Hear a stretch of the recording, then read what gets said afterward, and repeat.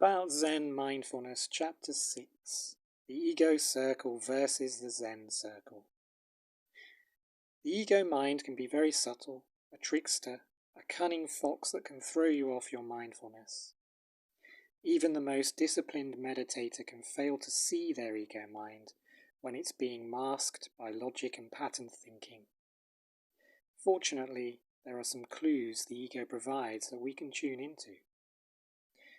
There are two ways of dealing with one situation. Mindfulness gives us the choice to deal with any situation from awareness rather than from our ego mind. Even if we begin mindfully, we can lose our mindfulness once our ego surfaces. But by holding the intention to notice that you've gone back to your ego mind, you have the choice to return to mindfulness. This constant yo-yo between ego and mindfulness is the way of being more Zen. It's the learning that we constantly use. The times of resistance to the present moment are discerned and challenged over and over. Imagine a trip to the dentist where you're awaiting an appointment. You're there in plenty of time, knowing you'll be seen soon. At this moment, you're relaxed, in a calm place, not in your ego. You're accepting of what's happening. You're therefore in a Zen mode. The time of your appointment comes and goes. In fact, 15 more minutes pass by, and you've still not been seen. What happens then? Your relaxed Zen state is lost. It's likely that you'll go into your head and start analysing. It's likely that you'll enter your ego mind and may get caught in an ego circle. The ego is your subconscious mind, the part of you that resists what is. Some of the ego traits are feeling uncomfortable, victim mentality, feeling wronged, psychological time, ego justifications, stubborn, violent conduct, wanting a solution, manipulation of people, selfish thoughts, physical tensions and emotions.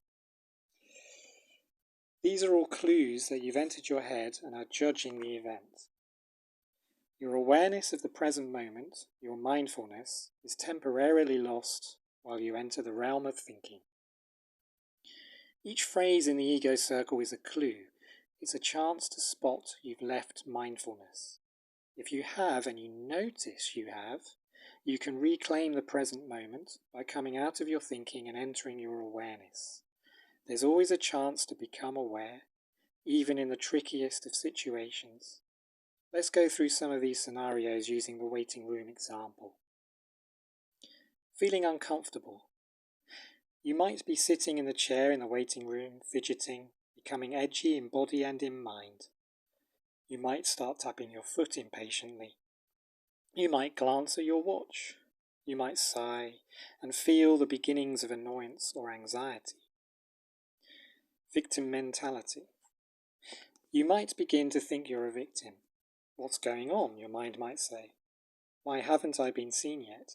This is outrageous service.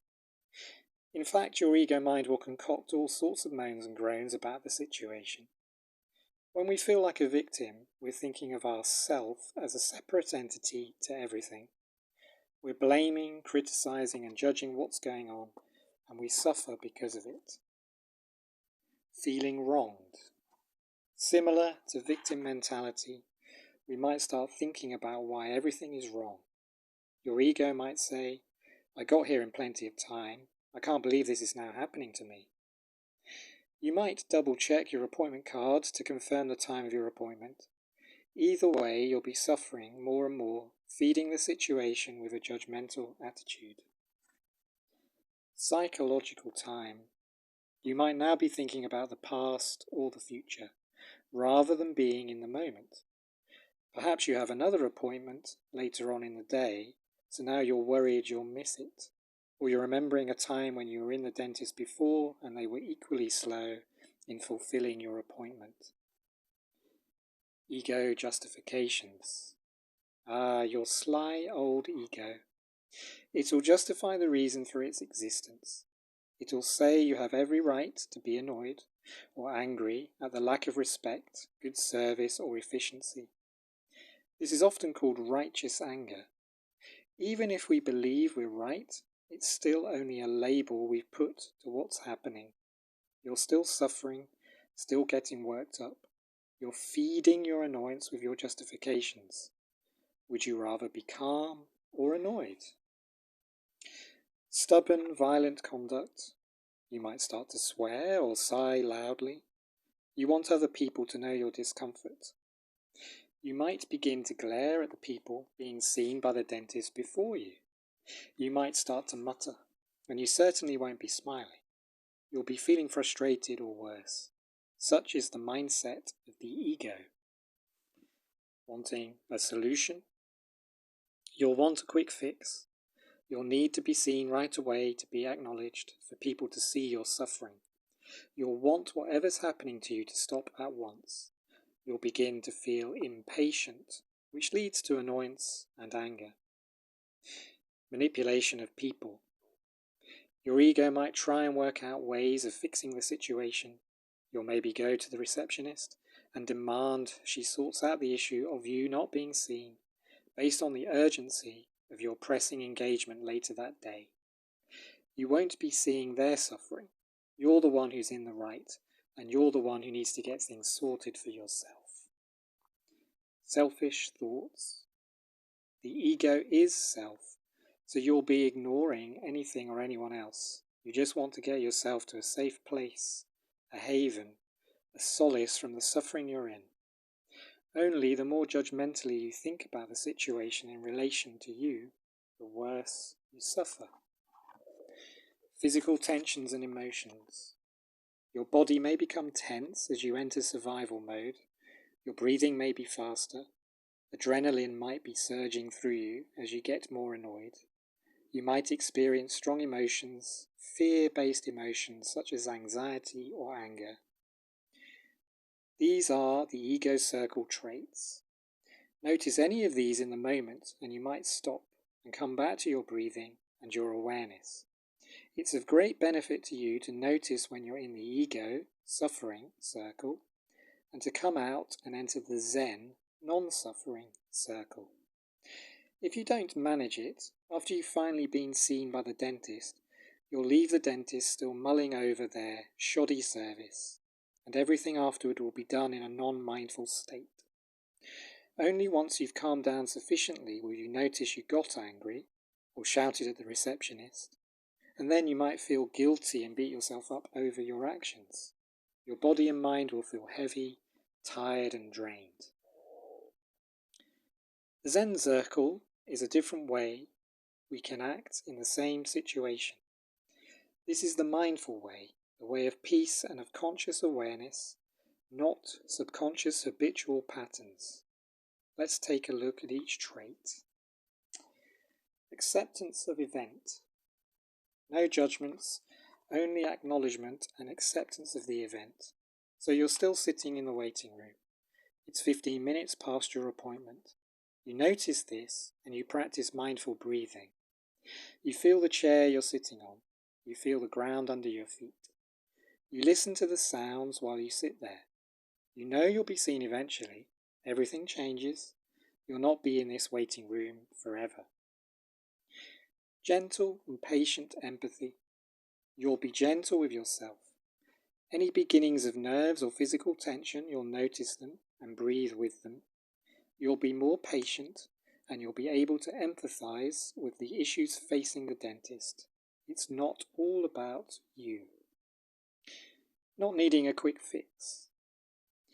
With mindful breathing and patience, you'll be able to sit there for a considerable amount of time.